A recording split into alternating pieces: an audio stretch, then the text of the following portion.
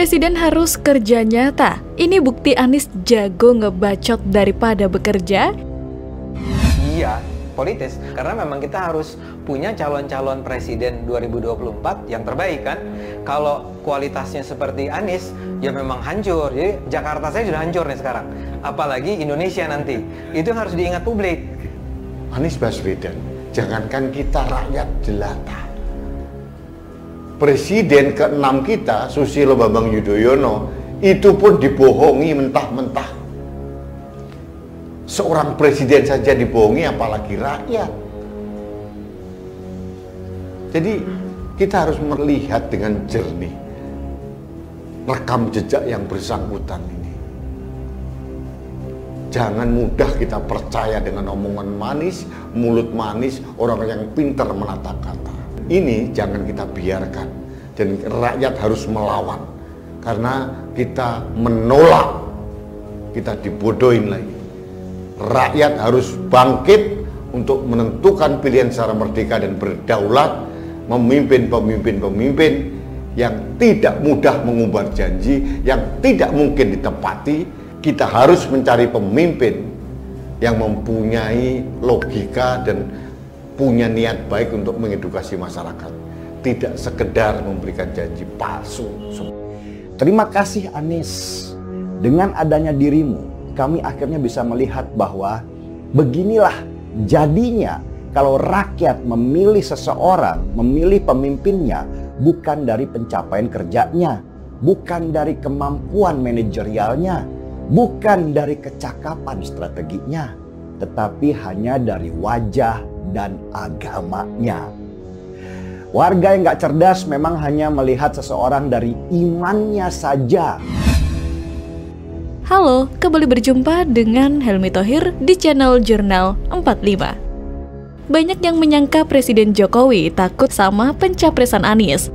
Itulah kenapa orang nomor 1 di Indonesia itu dikatakan benci sama Surya Paloh.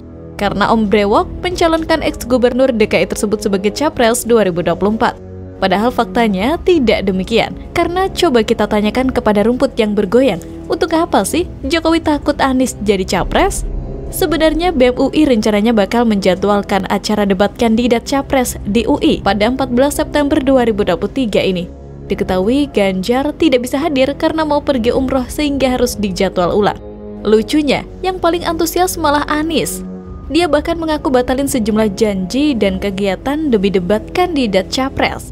Saya siap datang, bahkan sebenarnya ada rencana keluar, saya batalkan, supaya bisa memenuhi undangan BEM UI. Kita siap datang. Katanya, Pak Anies melalui akun pribadinya menyatakan siap, menanyakan itu kapan. Pak Prabowo melalui para jubirnya menyatakan Pak Prabowo siap ke kampus. Begitu pula Ganjar Pranowo. Kami rasa ini adalah tanggapan yang baik. Kami secara konkret akan melaksanakan ini tanggal 14 September, kata Ketua BEM UI. Anies kalau disuruh debat memang hobi banget. Dia ini seakan mau membuktikan kepada seluruh dunia bahwa dia jago debat, jago pelintir kata, jago ngeles, jago tata kata, dan jago bikin kepala orang pusing lewat penjelasan yang muter-muter kayak tong setan. Dulu saja, saat Anies memimpin DKI Jakarta, banyak sekali masalah yang ditinggalkan. Dulu ketika banjir parah di Jakarta, normalisasi sungai dan sodetan Ciliwung diungkit kembali karena di era Anies progresnya lambat bahkan mangkrak. Anies tidak mau kooperatif karena ada cara sendiri. Sebenarnya mau membangkang sih. Bahkan dia sempat adu mulut dengan Menteri PUPR Basuki Hadimulyono mengenai penyebab banjir di Jakarta. Pak Basuki pernah ditantang Anies untuk debat soal metode pengelola sungai. Dia cuma bilang dia tidak dididik untuk debat. Selain itu, misalnya air hujan dipaksa masuk tanah, ditanya soal BPJS, malah bahas ibu hamil. Begitulah Anies, cuma bisa debat tapi kerjanya nol besar. Makanya jangan heran ketika ada debat capres dia bakal duluan maju. Dia paling antusias, ini adalah keahliannya. Justru orang yang tahu dari Anies ini bukan prestasinya, tapi ngebacotnya yang gak ketulungan. Segede-gedenya bacot Musni Umar dan Novel Bamukmin, masih lebih gede bacot Wan Anies. Sebelumnya, ia pernah mengakui bahwa kalau dirinya memang jago ngebacot. Jadi, pada Sabtu 20 Mei 2023 kemarin, Anies hadir di acara Milad PKS. Karena dirinya diusung oleh partai tersebut sebagai capres, maka dia pun diberi panggung untuk menyampaikan pidato. Disitulah Anies mengatakan dia siap adu bacot dengan capres lainnya. Hanya saja, karena kata bacot itu rada kasar, maka ia ganti dengan kata gagasan. Gagasan yang tidak terwujud, itulah bacot namanya. Seperti naturalisasi sungai, tidak berhenti sampai situ, Anies juga mengatakan kalau dirinya lari keliling Indonesia pasti akan kalah. Tapi kalau adu kata-kata, dia akan menang. Artinya apa? Kalau dia jadi presiden nanti, sudah bisa dipastikan orang ini akan lebih banyak ngomong daripada bekerja. Orang ini memang layak atau pantas jadi jubir ataupun orator saja. Semoga masyarakat menyadari ini dan bisa lebih bijak memilih siapa pemimpin Indonesia nanti. Lantas, bagaimana menurut Anda? Jadi begini ceritanya, Bos. Hasil survei terbaru menyebutkan bahwa 80% lebih masyarakat, setidaknya di Pulau Jawa ya, itu puas dengan kinerja Pak Jokowi, bahkan sampai 84%, khususnya di Jawa Tengah. Ya ini sangat masuk akal menurut saya. Coba bayangkan, di tangan Pak Jokowi dan para menterinya, Indonesia ini bisa mengatasi inflasi dengan cara yang non-konvensional, yang nggak biasa-biasa aja. Anggaran politik naik, Anies panik jadi gelandangan politik, diprediksi ongkos maju Pilpres 2024 tembus 12 triliun rupiah. Anies Baswedan ketar-ketir, tercium bohir ogah keluar duit, auto gagalnya presnis. Ditulis oleh tim redaksi jurnal, dikutip dari berbagai sumber. Anies sama sekali nggak mampu mengontrol Nasdem, Demokrat, dan PKS. Kecuali dengan ikatan janji bahwa Anies Baswedan akan membagi kekuasaan ketika mereka menang nanti. Halo, kembali lagi dengan saya Endra Caniago di channel Jurnal 45. Anggaran naik drastis dari ongkos politik pada Pilpres sebelumnya, di mana biaya untuk satu pasangan calon capres-cawapres diperkirakan berkisar 7 hingga 8 triliun rupiah.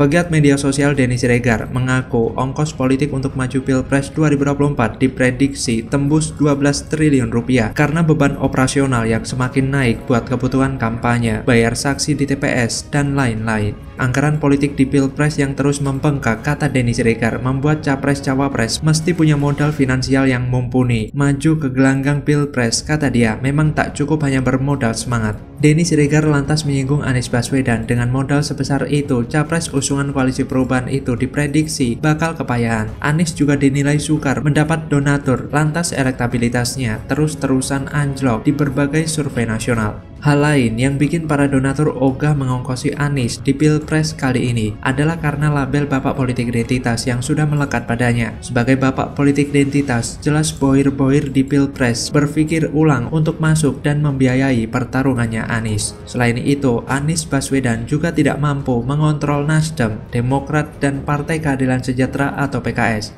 Menurut Denny Siregar, Anies Baswedan merupakan capres paling rapuh dibandingkan Ganjar Pranowo dan Prabowo Subianto karena bukan merupakan kader partai dan hanya diusung Nasdem, Demokrat, serta PKS agar presidensial threshold 20% terpenuhi. Denny lantas mengatakan Anies berbeda dengan Menteri Pariwisata dan Ekonomi Kreatif Sandiaga Salahuddin Uno yang telah masuk menjadi Ketua Badan Pemenangan Pemilu P3. Karena Anies bukan kader dari partai, ia tidak mampu mengontrol Nasdem, Demokrat, dan PKS, dan yang dipegangnya untuk bersama ketiganya hanya janji berbagi kekuasaan jika menang Pilpres 2024. Melihat hal yang seperti ini, secara radikal bisa dikatakan pasangan Anies dan Cawapres akan tersisih di putaran pertama. Putaran kedua akan bertarung sengit antara Prabowo dan Ganjar Pranowo. Kenapa Anies diprediksi tersingkir di putaran pertama? Selain adanya politik identitas, salah satu alasannya karena Anies antitesa Jokowi dan mengusung tema perubahan. Sedangkan menurut survei mayoritas masyarakat Indonesia merasa puas dengan kinerja pemerintahan Presiden Jokowi. Bahkan menurut lembaga survei pernah menyentuh angka 82%. Bahkan ada kemungkinan juga Anies Baswedan kehilangan tiket capresnya. Saat ini dua partai pengusung Anies yaitu Partai Demokrat dan Partai Nasdem tengah berurusan dengan hukum. Bukan hanya itu, hubungan antar kedua partai juga buruk, saling serang dan saling hujat. Jika Anies Baswedan benar-benar gagal nyapres, maka perpolitikan tanah air akan berubah. Kemungkinan besar Prabowo akan menang melawan Ganjar jika tidak ada lagi capres lain. Karena Partai Demokrat, Nasdem, dan PKS kemungkinan besar akan bergabung dengan Partai Gerindra dibandingkan bergabung dengan PDI Perjuangan. Partai Gerindra akan mendapatkan dukungan 3 partai besar. Hal ini tentu saja memperkuat kekuatan politik mereka untuk memenangkan Prabowo jadi capres. Ganjar bisa saja jadi pemenang dengan catatan mendapat dukungan penuh dari Presiden Jokowi. Walaupun tidak bisa maju lagi capres, Jokowi masih mempunyai pengaruh dan kekuatan politik sangat besar. Dukungan Jokowi kepada Ganjar akan membuat gerbong massa yang sangat besar untuk memperjuangkan Ganjar jadi presiden. Prabowo yang mendapat kekuatan tambahan dari KPP akan mendapat perlawanan sengit dari para pendukung Jokowi yang militan. Inilah nasib Anies Baswedan, ditinggal bohir, gagal menjadi capres, otomatis akan menjadi gelandangan politik. Lantas bagaimana kalau menurut Anda?